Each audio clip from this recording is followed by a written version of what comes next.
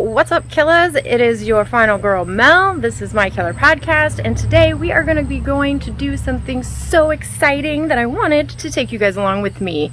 We are going to see Candyman, and I could not be more excited. So without any further ado, let's fucking go.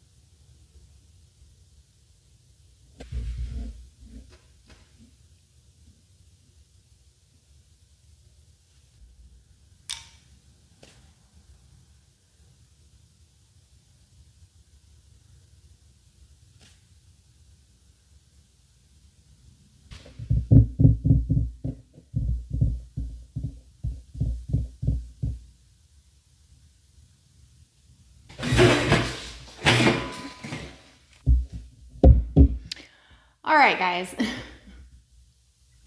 I am not looking forward to this. Can you tell? So I went and saw Candyman,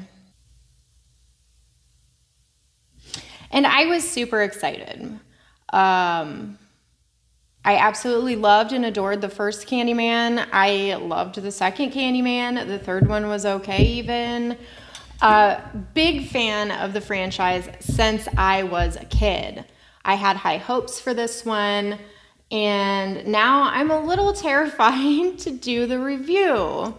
And I wasn't going to do it. I went and saw Candyman on opening weekend, and I spent this whole week just dying a little inside every single day. And I decided that I wasn't going to do this review. I wasn't going to record anything. I wasn't even going to talk about it because I am a little upset.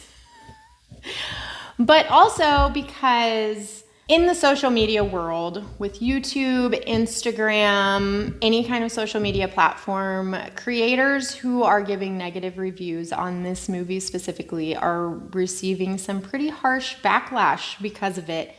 And a lot of it is, I want to say, unjustified. People are getting called hurtful names and being put into certain categories that I don't feel are fair, just because they didn't like a movie.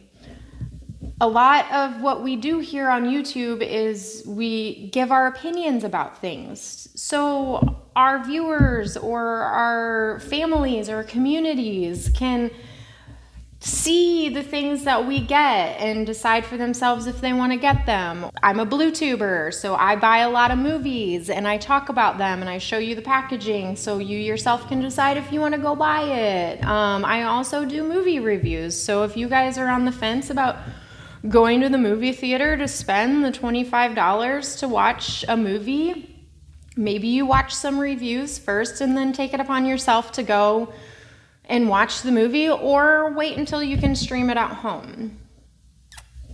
Movies are subjective for everybody. A movie that I think is great, I will find 20 people that think it's shit, you know? So we can't judge each other so harshly based on opinions. I mean, we're all humans, we're all people, we all have our own opinions. But frankly, I did not want to do this review because I was almost certain that I'm going to get some backlash about how I felt about it. At In the end, I decided that my honesty with you guys is more important than some of the shitty comments I'm going to field. And at the end of the day, I just want to be true to how I felt and my opinion, and I just want to put it out there. I did not like the movie. I did not prefer it. You can check out my Letterboxd review if you want a more in-depth worded analysis on the movie, because I'm not going to get too deep here. All I'm going to say is I felt like the first 3/4 of the movie was pretty much just a retelling of the first movie, and then the last third of the movie was just a jumbled up mess. It was very confusing, it was very convoluted, and there was a very strong message in there that was trying to be portrayed, but then in the end, I feel like that message was lost because of the junky way the story was put together, I guess, at the end. I did feel like it was a good popcorn movie. It had some good kills in it. The acting in the first chunk of the movie was pretty good. It fell apart at the end for me. This movie was saved in the last 5 seconds when they threw Tony Todd in there with his magnificent voice and his beautiful face, and that saved the movie for me a little bit. I was able to give it a 3rd star specifically because of that. So as you guys are aware, in my Letterboxd, 3 stars is a recommended watch, but it's a recommended watch to formulate your own opinion. Don't base your likability or likeness of this movie off of how I felt about it. I want you to watch it and formulate your own opinion. However, I was not able to give it that heart because I did not like it that much. Will I watch this movie again? Probably not. I am a true believer in that first film. That first film was amazing. It did not need this sequel or whatever this was supposed to be. I can't say that I recommend going to the theaters to watch it, if it is even still in theaters. I don't know. It seems like movies have been moving from the theater to physical media or streaming a lot faster these days. So it might not even be in theaters for you to check out. I wouldn't recommend going to the theater. I would wait and maybe catch it for free streaming somewhere, or I guess if you really want to watch it, do it that way. If you want to go to the theater, do it. I'm really broken up about this.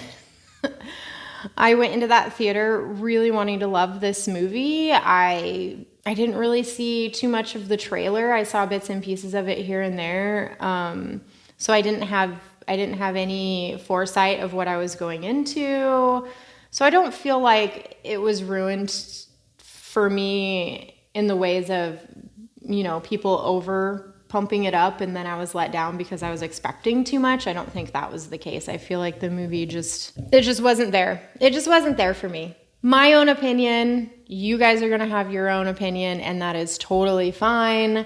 Like I said, It literally just comes down to the story for me. Like I said, the first chunk of this movie, the story was really good. I thought it was going somewhere, but I mean, it was pretty much just a retelling of the first movie, so it's not going to really be a bad story if you're just retelling somebody else's story that already did it great.